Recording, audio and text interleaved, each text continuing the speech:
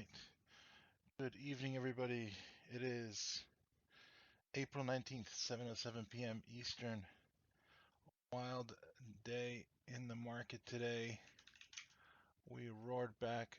Fantastic price action. Even close. Absolutely amazing today. Wait and you wait. Finally get some charts worth trading. So, the 10-year currently 2 spot 952 Bitcoin. Higher 41,447. Ethereum 3098. Crude retreating down to 102 spot 62. The Dixie almost at 101. Unbelievable. Natural gas receding again. Oh, we've been all over the place. 7.20. Okay. Here. Market recap. Let's go over the calendar for tomorrow real quick. Talk about.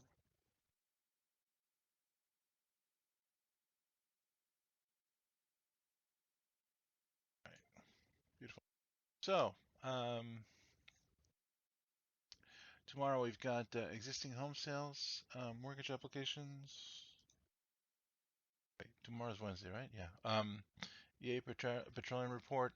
We've got Evans again and Mary Daly at 11:25, and we've got a beige book at 2 p.m.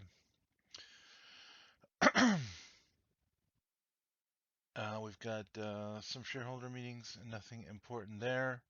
And Wednesday, we've got more NetEase Game Developer Summit stuff.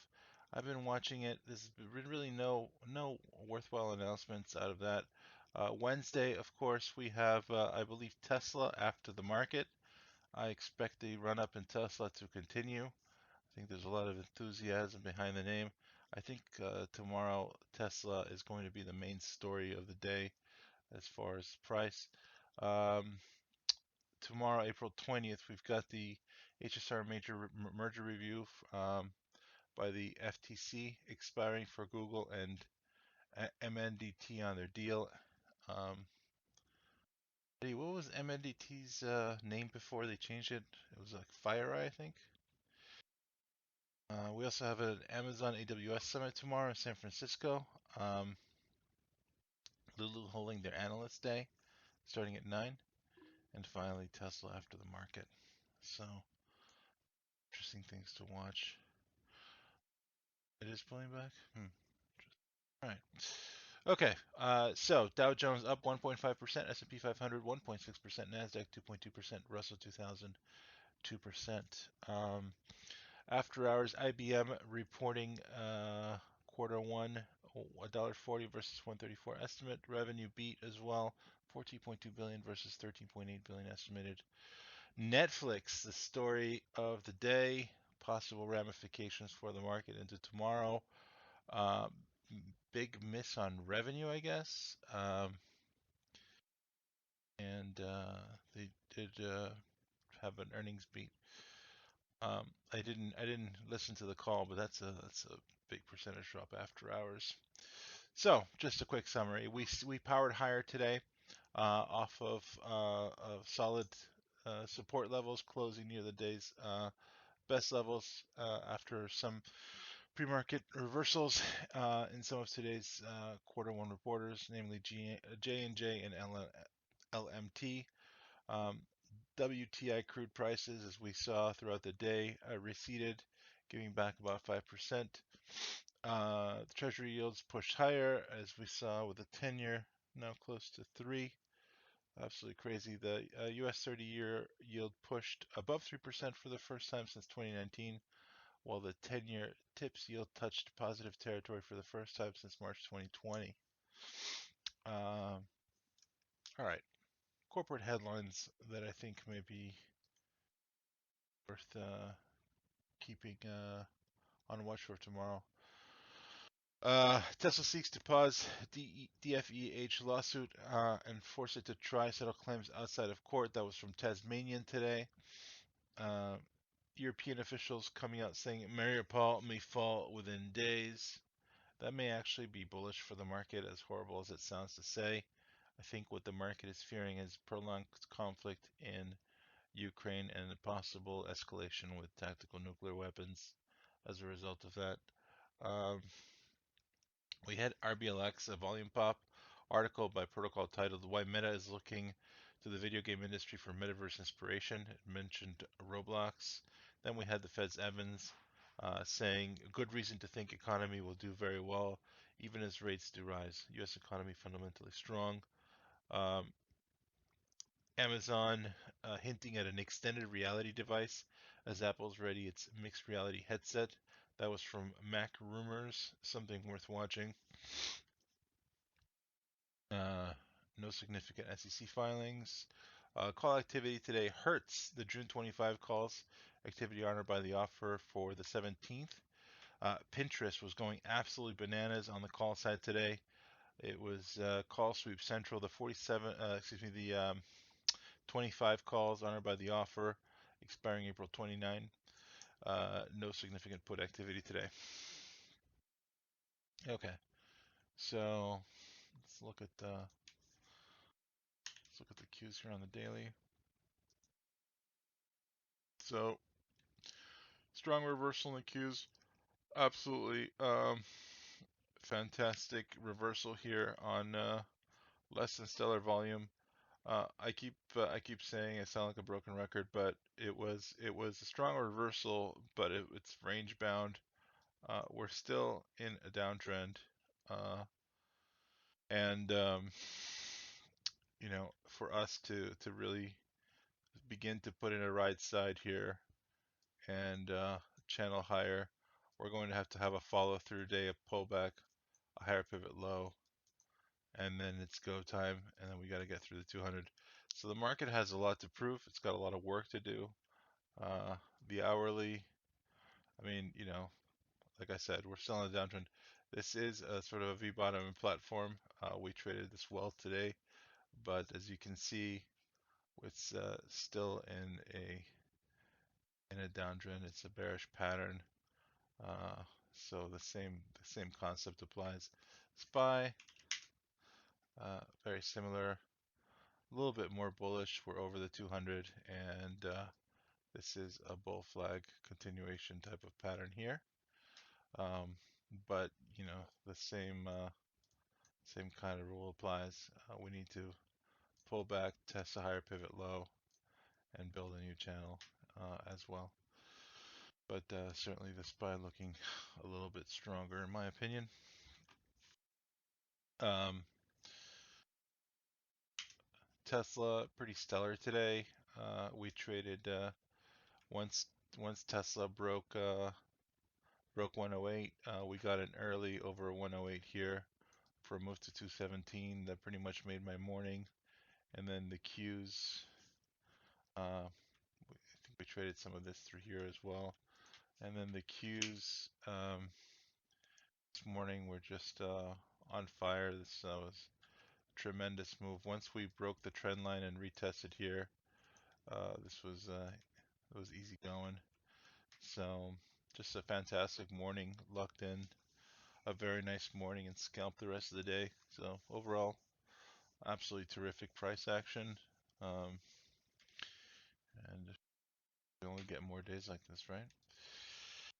News flow remains to be found. I guess we had the Twitter today.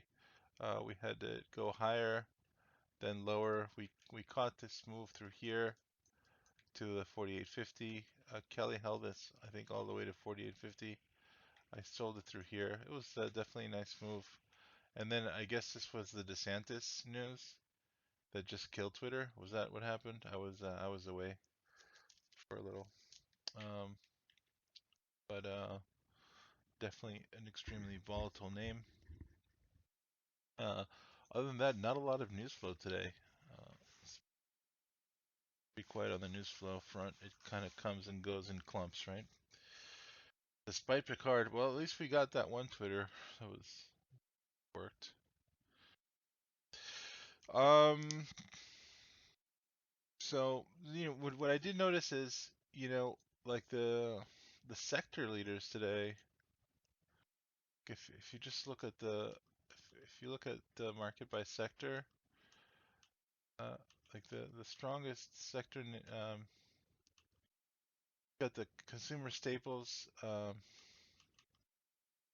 healthcare, and materials kind of leading in terms of strength, relative strength. So, if you look at that in the context of the Qs and where we are right now, and the kind of anemic volume we had on this rally, it doesn't inspire a whole lot of confidence. Now, if tomorrow we have, a follow-through day, meaning another igniting bar to follow through and break through the 21 on the daily with massive volume, then I'll be much more bullish on the market. But the fact that the sectors that are the strongest all seem defensive and commodity based.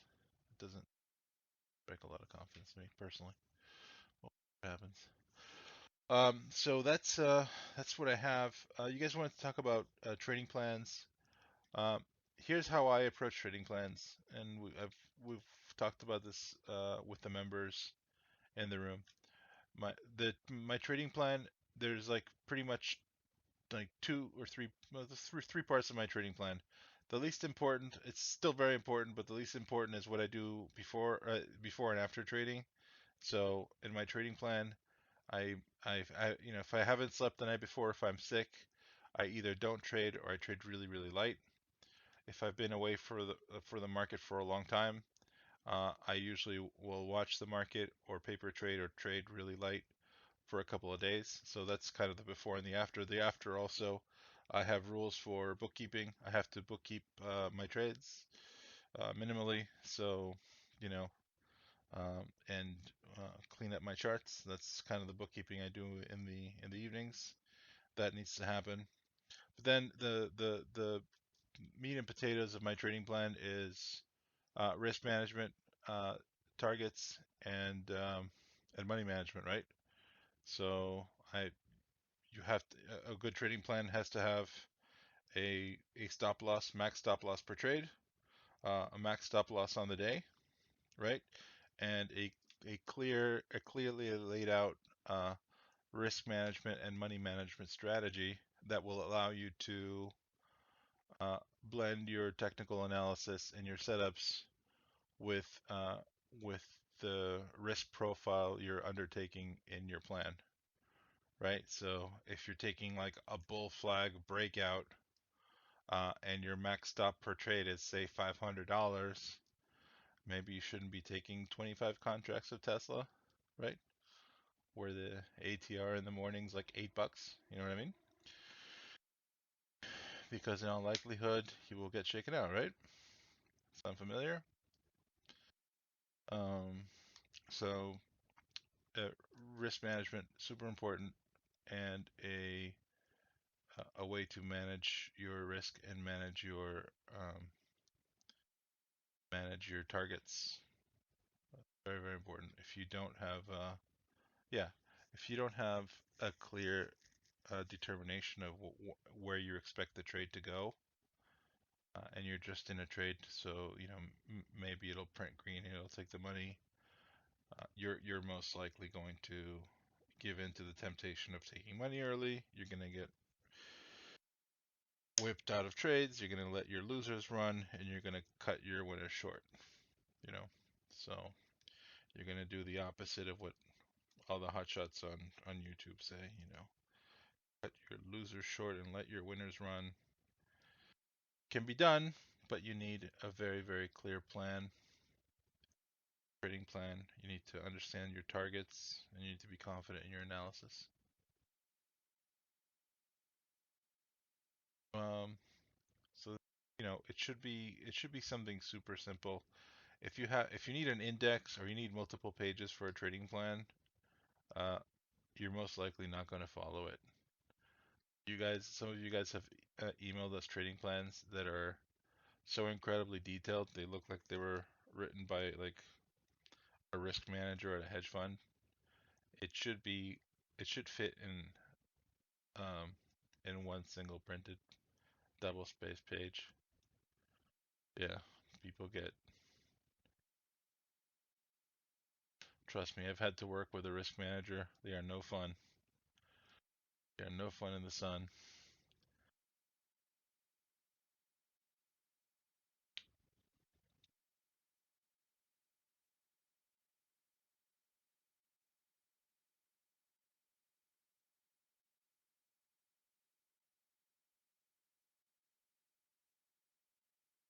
Yeah, for sure, Mark D. But you have to know yourself. Like, if you do really well in the mornings, right? Maybe your risk unit in the morning can be a little bit higher. Some of you guys like to trade at 1 and 2 in the afternoon, right? So, where probability of success may be a little bit lower.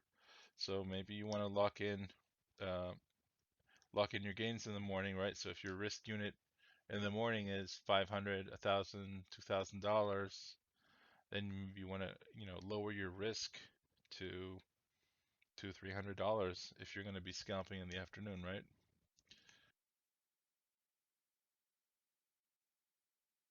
Oh yeah, yeah. Oh, thank you, Marty. So you have to know these things about yourself.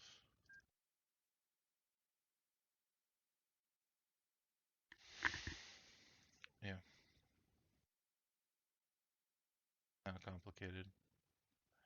Um, I I think the biggest problem is most people write trading plans they never follow, or they'll follow a trading plan for like 2 weeks, 3 weeks, and as soon as they start doing really well and racking up those wins, guess what happens? For some reason, they'll break their trading plan and then they'll email me saying, I don't even know what happened. It was like I was watching somebody else do it. It's like I got possessed and somebody else started tilting and I was just watching the whole thing from afar. When you guys can relate to that,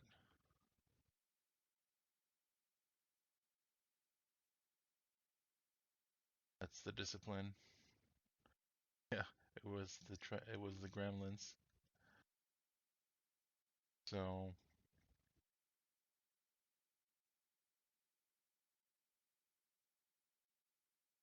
there's nothing cool or exciting or glamorous about trading plans or risk management.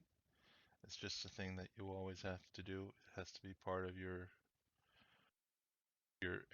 every single trade, right? No trade is special. Every single trade deserves the same treatment, which is target, a risk, uh, a risk target, a profit target, and a clear head. So you make it in this business long term.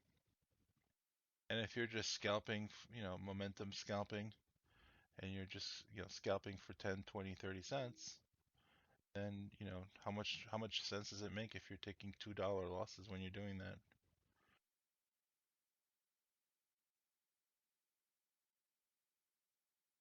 Shaggy. So, yeah, that's easy to talk about. It's simple in concept, but most people fail in the execution because they lack the discipline to actually stick to the plan. The moment things get difficult, they try to overcompensate their lack of experience and their lack of skill by doing what they do.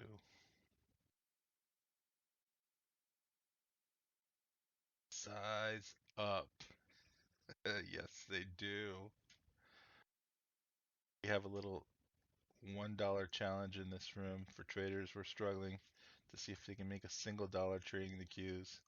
Every single person I've given this to in this room at one point has cheated and taken like 10 shares just to make up that difference. And the whole point of the exercise is to show you that if you're trading disciplined fashion, you need to keep your risk units the same. Your trades aren't working when you're trading one share. Are they going to work when you're quintupling up? Probably not. So trying to make up for your technical deficiencies, your lack of preparation, your lack of strategy, your lack of execution skills, or your uh, poor money management, or Bad psychological disposition with signs is a recipe for disaster. Yes, it was uploaded, Anna. Everybody does it, which is the funniest part. Uh, I believe it was uploaded into your portal.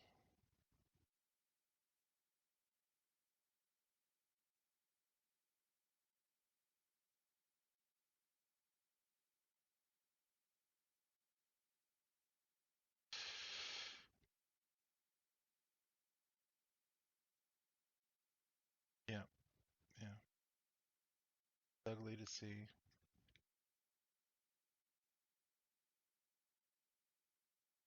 Humans tend to be very short-sighted, right? We want to end the day green no matter what, and we're not thinking about our long-term goals.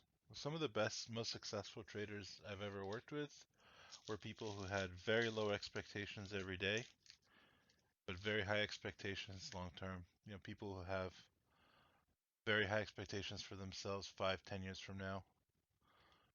One guy I worked with when he started trading, he started with $30,000, $40,000. Said, within a decade, I want to have $50 million in the bank. That was his attitude every day, and every day he came to work, and his goals were so high, his expectations of himself were so high that instead of hindering his ability to take care of the little things, they focused him. You know, um, you should have very high expectations of yourself in terms of your professionalism and your integrity as a trader. And if you do, following your trading plan will become a lot easier. A lot of people break their trading plan because they don't believe in themselves. Crazy. Have faith in your levels. Have faith in your technical analysis. Faith in your strategy. If you believe in all of those things, your likelihood of tilting, quadrupling up on sides just to see if you land on red in the roulette. Those chances of that happening exponentially, in my opinion.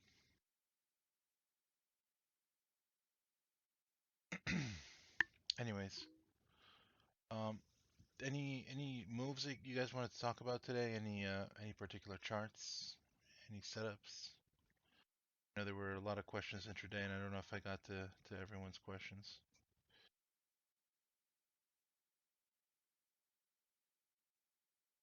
Shoot, any?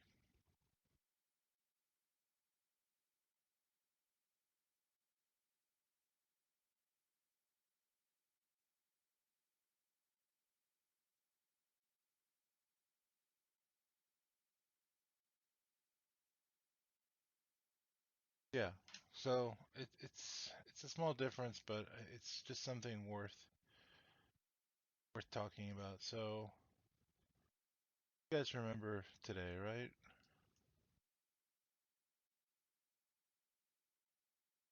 Today.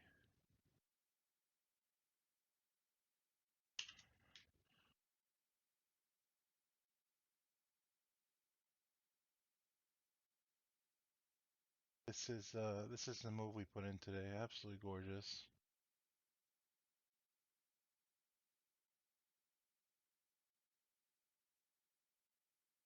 Price action is the movement of price across levels that we watch, right? And the patterns that creates. For me, the order flow is how those patterns act at specific levels uh, in terms of the prints, the level two, and the movement of price. So I was commenting today, right? We had a big level of resistance here in the Qs, right? This is when I got up to go to lunch, and Eddie, was kidding around, saying, "Short the market, guys. Jared's going to lunch."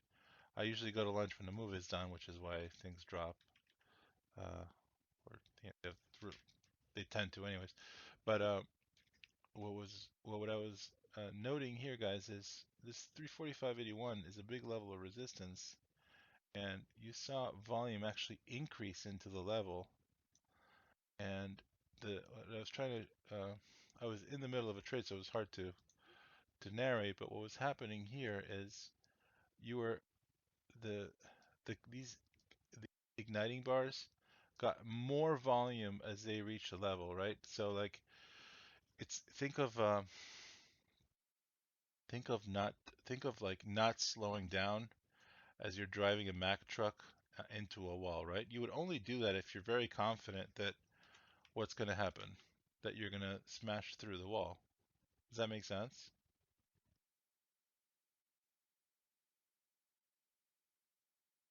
2 minute.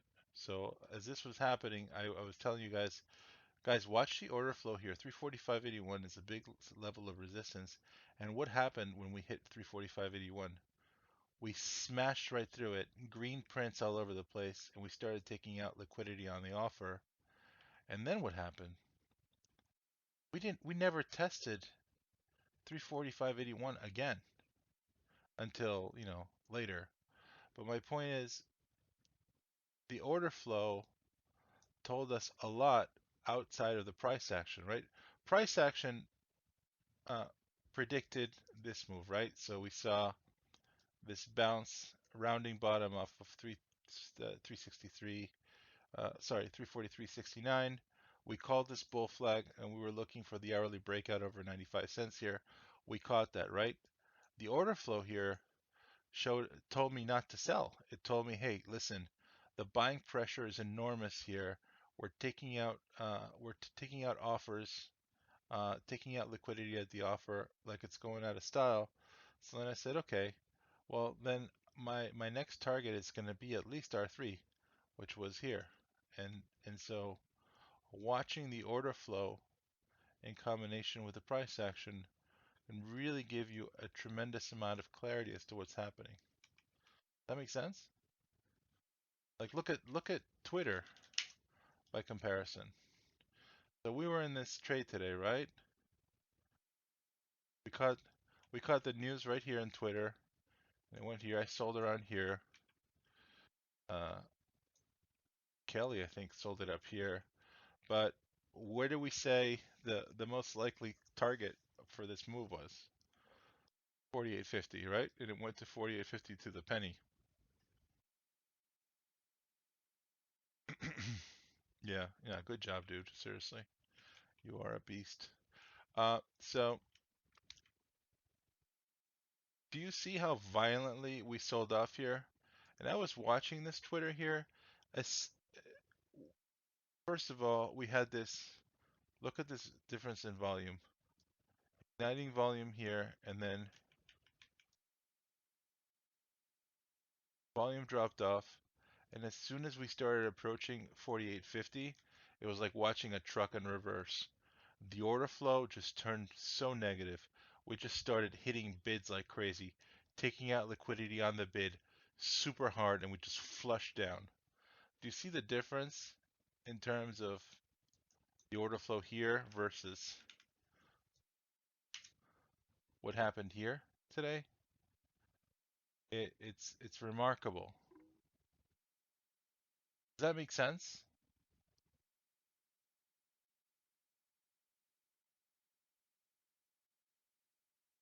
Well, orders were hitting the bid because people were marketing out, Mark D.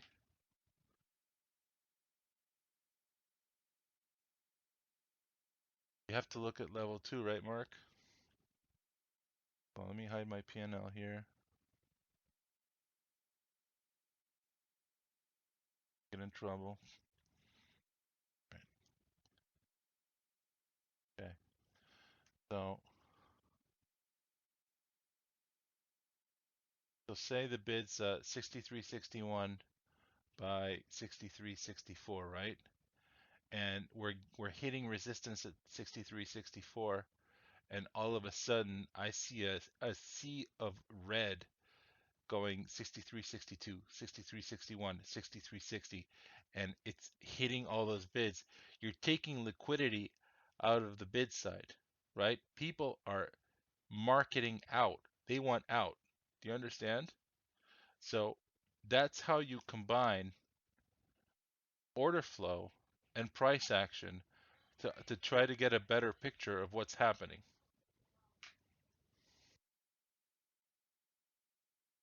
Right. Is this too esoteric, guys, or does it make sense?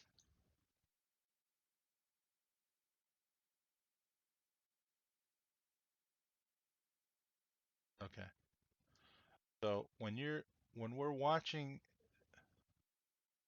when we're watching price go through levels, okay? Watching price go through levels.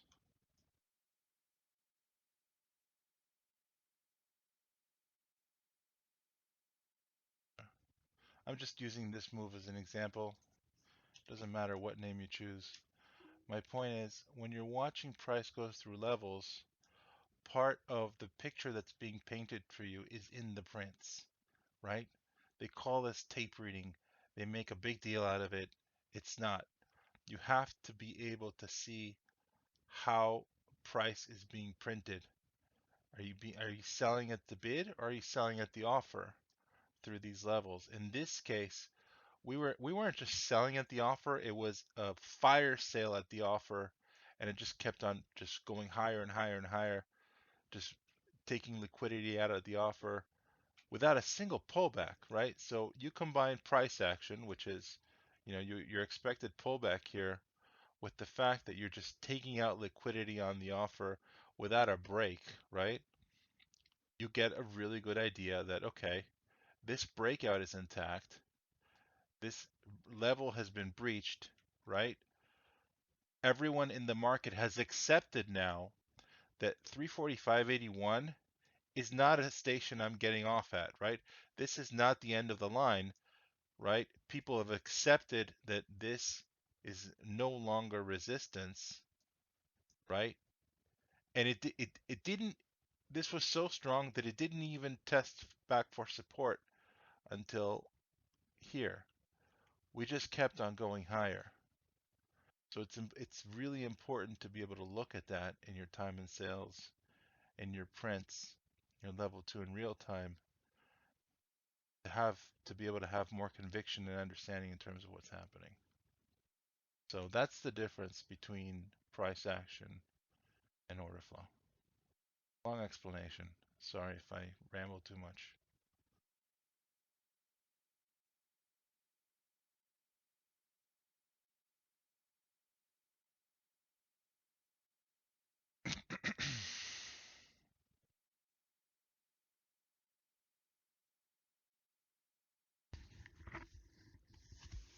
So, yep, the market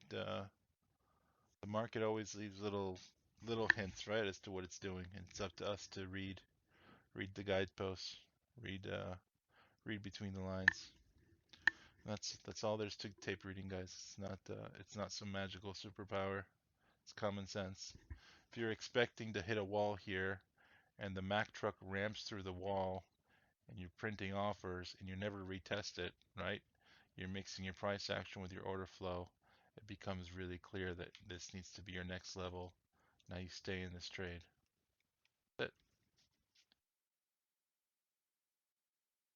same question on extended hours of the Netflix.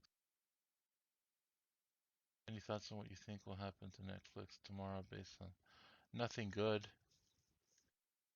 Uh, I didn't listen to the conference call, but I don't see Netflix catching a bid. No, this applies to swing trades. This applies to the monthly, the weekly, the hourly. It doesn't matter.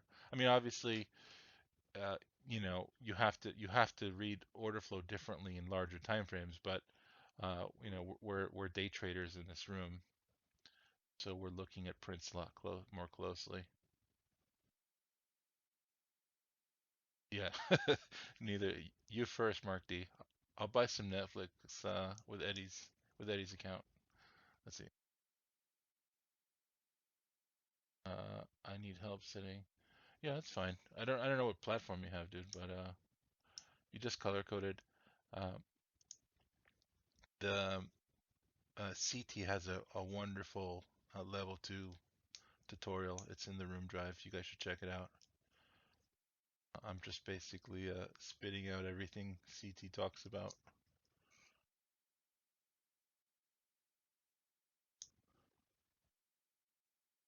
Yeah, but I'm certainly not interested in buying Netflix up tomorrow.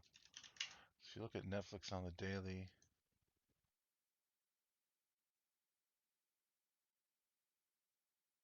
I'm gonna test what you're under. What is in the pre-market and post-market right now?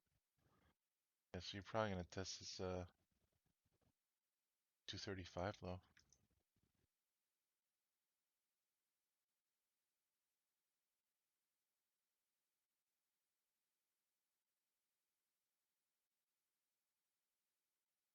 Wow, that's crazy. Yeah, I'm not surprised. I mean, they have so much competition. Like the great battle of all these companies is competition for our time. They're all. I mean, sometimes I think the only reason all these companies are struggling to put driverless vehicles together so fast is so they can get our attention for a couple more hours a day. You know, all these commuters, you got nothing to do but browse the internet. The QQ. What about it, Hope?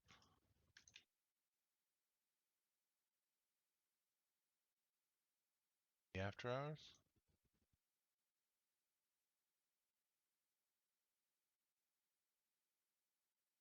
Yeah, it's chopping around.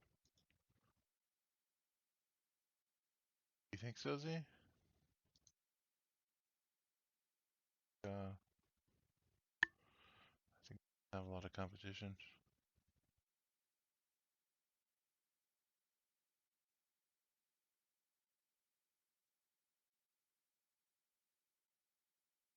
I don't know, Don. I'm not sure. I don't think so.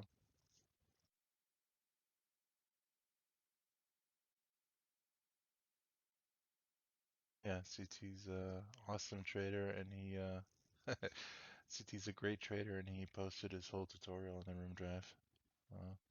There's some amazing people in this room.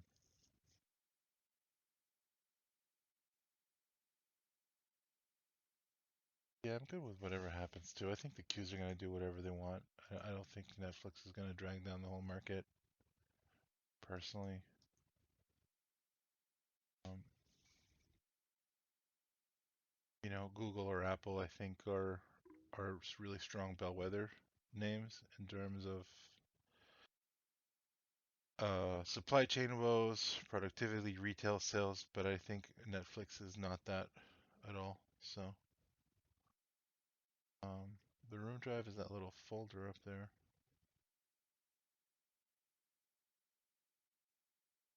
I trade whatever is moving, whatever's strong. If the SPY is stronger than the Qs, I'll trade that. Uh, just a lot. There's a lot of people here trading Tesla and other tech names, so I tend to call out Qs a lot, just so that other people trading other names have levels. Uh, what is my main bread and butter trading strategy? Uh, I'm a breakout and reversal trader, Marty. So I will do uh, a lot of continuation breakouts, like inside bar breakouts, bull flags, stuff like that. And then I do a lot of reversal trades, like sell setups, falling wedges, ascending wedges, sort of thing. Nothing stuff that's been done since the beginning of time in trading. You pick up a technical analysis book from 100 years ago, they're trading the same stupid patterns we're trading, nothing different.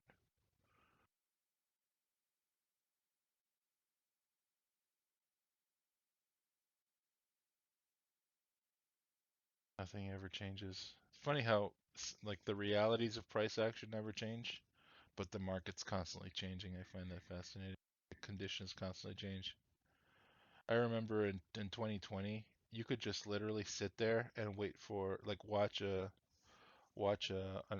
sweeper scanner, just like watch options flow and just scalp the options flow with common stock and put together easily a four-figure day just doing that in that kind of environment, because there's just so much liquidity in the market, so much money going in, so much buying. Market's kind of the opposite.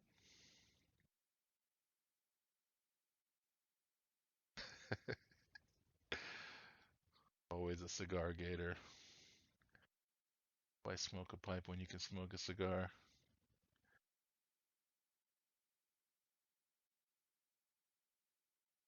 A great trading book.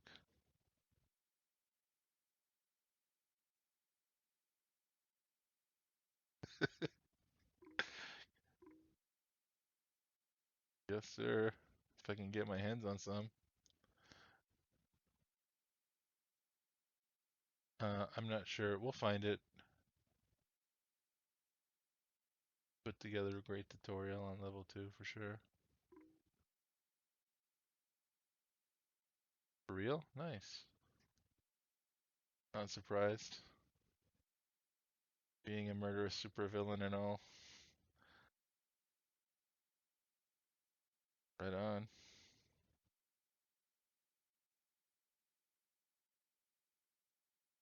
Guess it wouldn't be very good for for T3 marketing if we changed the name of Newsbeat to Murderer's Row, but I think it's more apt.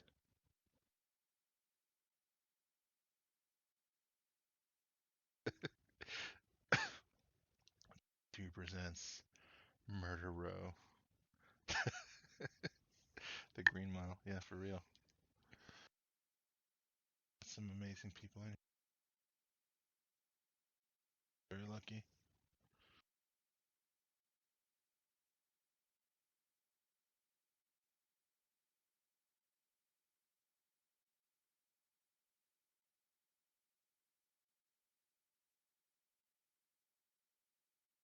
What is the significance?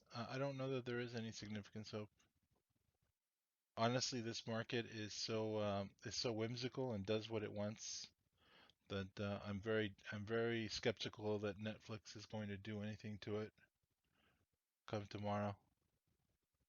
The pressures on the market or the exogenous pressures on the market are so intense that Netflix doing what the market expected it to do, I don't know that that's really gonna move the needle personally.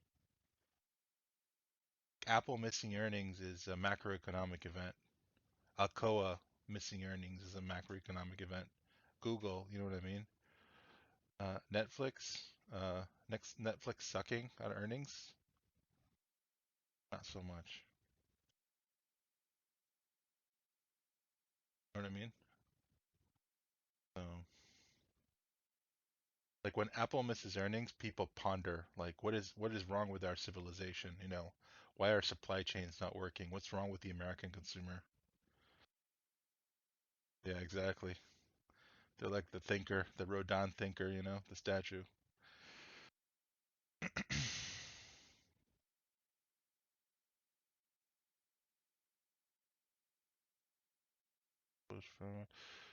Uh, do you see spoofing often? Curious on the subject because I guess there is. I don't care. Feeling bullish as a price action trader. I'm looking at levels and I'm looking at tape and when it's going and I see the prints going like that's it. I don't care. You know what I mean? So and I'm trading like super liquid names.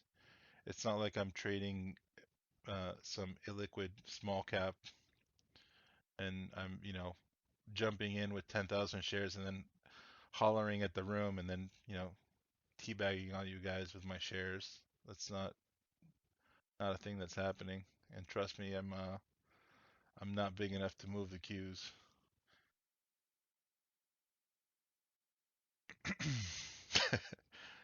Dude, you'd be surprised. Yes, Kelly is. Yes, Kelly certainly is. You'd be surprised how many rooms they'll just trade these nonsense illiquid crap names, and all the members are doing is buying the moderator shares. Gross. It's industry gross.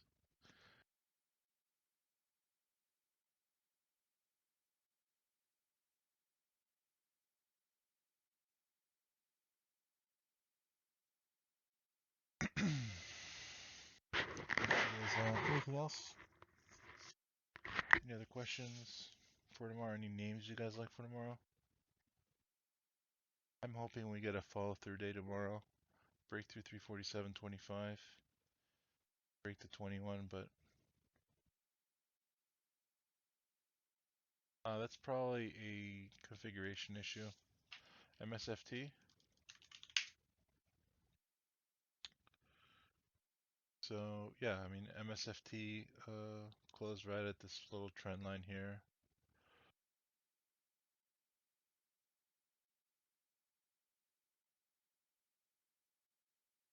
This is the pattern you're dealing with.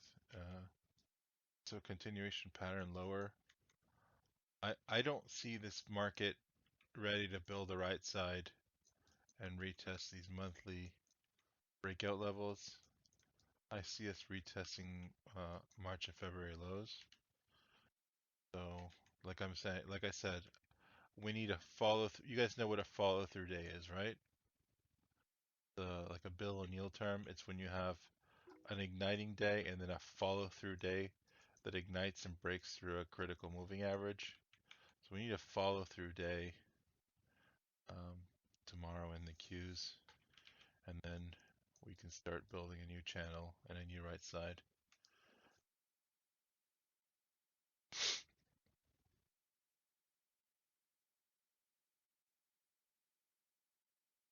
Dave, were you a member before? I think I recognize your name.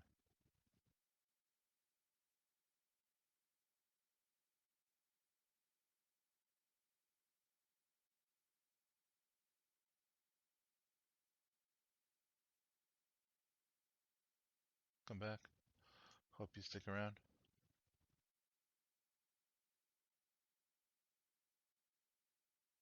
I think, I mean, who cares what I think, but just to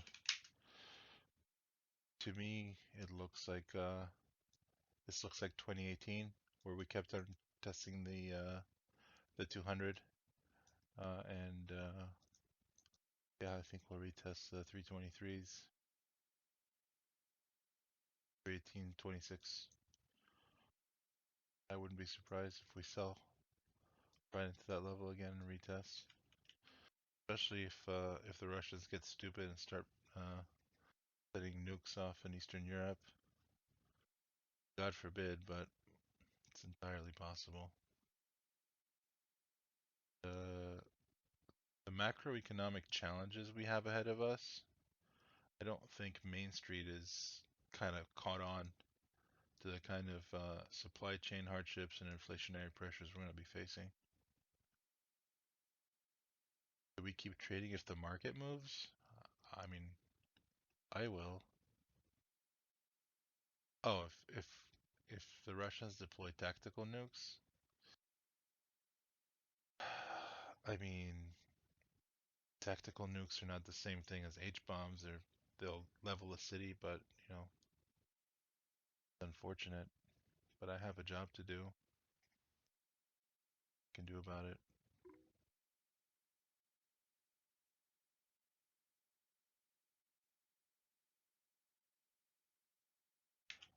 I'm neutral. I mean, obviously we're in a downtrend, uh, hourly and daily downtrend, and we're stuck within this consolidation range within this downtrend. Uh, Probability says we'll break down and test lower, but if we have that follow through day, Brent, uh, and a higher pivot low, then I'll change my outlook. Honestly, I don't care as long as we get these big bars to the downside or to the upside. I'm very happy. These are the days right here. These are the days that just find mind-numbingly boring. Or I keep on telling you guys every 20 minutes, guys, we're range bound.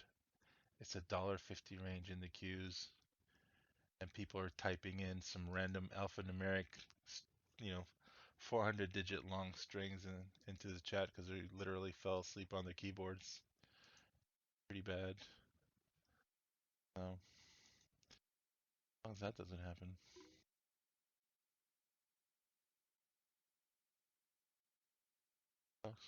What I'm watching Tesla primarily. I wouldn't be surprised if if they fade. Netflix has a tendency to gap down and then get faded higher. So that'll be obviously on the watch list. Tesla will be an earnings run-up play. Um, and I'll be watching the Qs as well. Twitter will be on the watch list because it's been volatile, and Apple, likely Nvidia. Nvidia had some nice setups today. Square also. Square was behaving itself. Yeah, seriously. Happy 420 day. Yeah, where is Shmuley? I haven't seen him. Oh, it's Passover.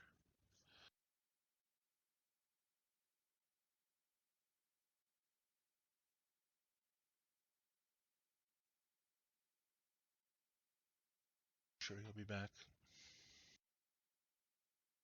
Any questions, guys?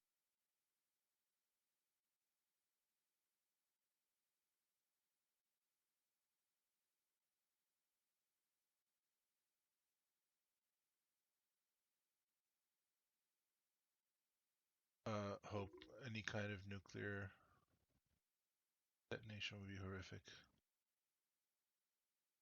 Tips on trader psychology. Wow. Well, Marty, follow your plan. Take good losses. Keep your losses relative to your winners. It's okay to have big winners. It's okay to have small winners. It's okay to have small losers. It's terrible, chaotic, and horrible for your psychology and your account to have big losers. That should be your primary goal as a novice or intermediate trader, just to avoid the big red days. If you can do that while building your account slowly, you're probably going to make it in this business.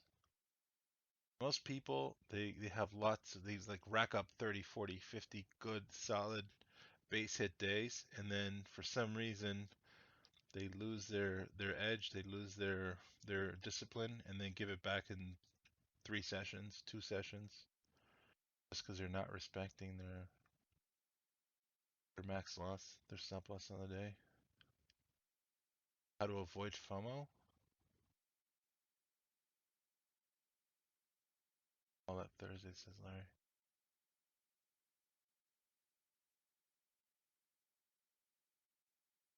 Well, FOMO is your inability to respect your plan, right? Your inability to respect your capital, respect your plan, trade with integrity.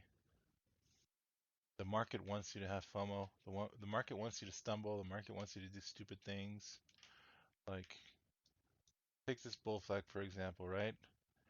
Say you took this breakout here. I took a little here. There's someone in the market today that took this breakout here. As soon as it printed a little red here, they sold, right? And then they bought it back here. As soon as it printed a little red, they sold. And then they missed this entire move. Then they bought up here for some reason because they saw a little bull flag here. But then they sold here. And then they saw this breakout here. And then they sold here, right? When in reality, their trading plan should have said, buy this breakout at 95, set your stop mid flag, set your target on the first measured move, secondary target R1, and what would have been your psychological disposition if you went with this plan versus chasing every little tick after you're done with the trade? What kind of trader would you have been?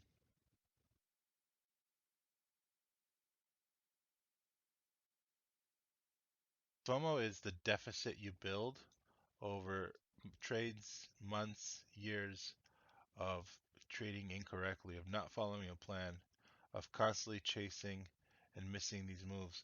But like your psychology and your technical analysis have to be in sync, right? The moment of greatest opportunity in this particular sequence is either anticipating this move and buying within the flag, which is dangerous, or accumulating as you're breaking these levels here, right? The moment of least opportunity is in this little pullback here. The move is done, and you're asking for disaster. But the problem is you're so you're so disoriented because of all of your previous trauma, and you don't have a trading plan necessarily. So you wait for clarity in the market, right? You wait for clarity in price action. But clarity and price action retests all the time. So you see clarity here. So you buy this breakout and then it goes against you and you go, damn it, right? But you're selling where you should be buying because this flag is actually putting in a range before the big move, right? This is a consolidation range. This isn't a reversal. But most novice traders can't tell the difference between a consolidation range that's testing the lows of a flag and a reversal. So they buy here, they take a loss here when they should be buying here, right? And their psychology is reversed. At the moment of greatest opportunity, of greatest potential to actually add to the trade, they're selling in panic, right? They're buying here, they're selling here at a loss. You have to be able to see patterns develop before the move happens. And psychologically, you have to be ready and willing to hold based on your plan so that you can let this materialize. You have to let the trade work, but you can't do that with FOMO because FOMO will make you do what the market does. And when you have FOMO, you are being traded. You are not the trader. You are the tradee. Is that a word? The tradee? You are being traded by the market. You are the product. Kind of sinister, but it's true. Anyways, end of rant. Yes, you are the fodder. All right, guys.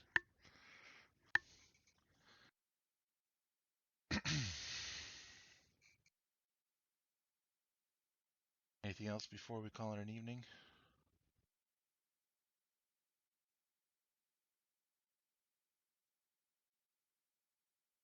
All right, we'll see you guys bright and early. Love you guys. Be well. Remember, keep today today. Trade tomorrow tomorrow. You will be a new person tomorrow. Don't trade today tomorrow.